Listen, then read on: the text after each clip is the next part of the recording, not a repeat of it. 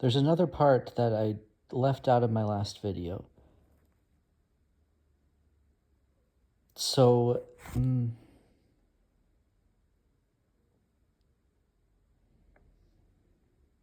not sure how to to include it. So, one of the things I used to work at a prison, and one of the things about that place is they have their chaplains who go in there, or their prison they have or their prison ministry. That's another thing about chaplains. I'm like, I won't get on chaplains.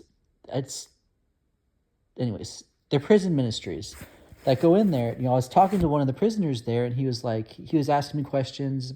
I was, about my faith and stuff, and he was like, "What do you think of, like homosexuality?" And I gave my opinion on that. He's like, "Well, the people that come in here and preach to us, they say it's okay."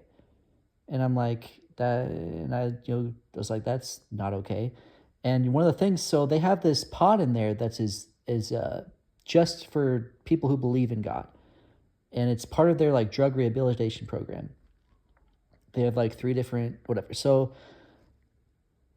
I don't know if this is so. One of the things about that pod is it's all from a certain state,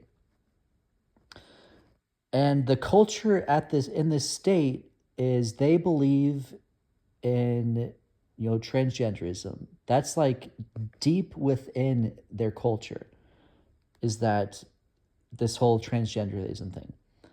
And there's even, people in that, faith pod who are transgender. So basically they are, the thing that I told, the prisoner asked me about homosexuality. One of the parts of that spiel I give is there is no power in that gospel. The gospel is to save us from sin and to teach, baptize in the name of the Father, Son, and the Holy Spirit, and teach them to obey what I've commanded you. And what I do notice, there's more power in churches. The more holiness, at least when it's a God's holiness and not some sort of other thing, there is more power in those churches who teach holiness. And what I notice in this faith pod, I hate that I'm having this judgmental attitude towards them. But these people, they believe in God. 95, I don't know, 8% even of those people, they are Christian. And they're cussing, they have inappropriate humor, they have other things about them. I don't know the other things about them, but I don't know, I don't know, stuff about them. And then some of them are still doing drugs in the pod of the anyways. And also, one of the people in that faith pod actually, anyway, I won't get it there. He did some bad. There's some stuff that went on in there. And these are Christians. And one of the reasons why they're not experiencing as much of the power of God in their lives, whether it's to deliver them or even so that their prayers are even more powerful, is because they believe that LGBT is not wrong. They're affirming of that. They support it. They don't think it's wrong.